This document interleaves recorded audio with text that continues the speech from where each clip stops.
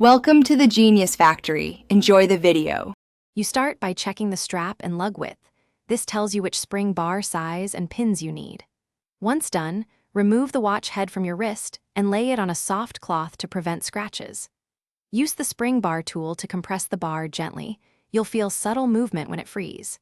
Make sure to keep parts in a tray and inspect the bars for bending or corrosion so you don't reinstall damaged components.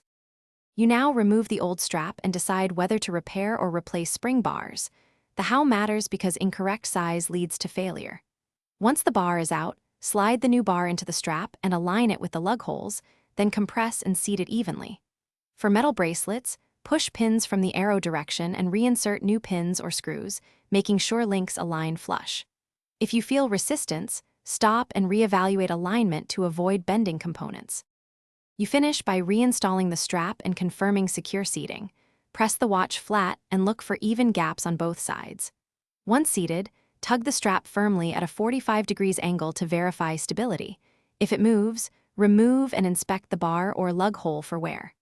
Make sure end links or spring bar shoulders are clean and unobstructed. If the strap still slips, replace the spring bar with a higher quality.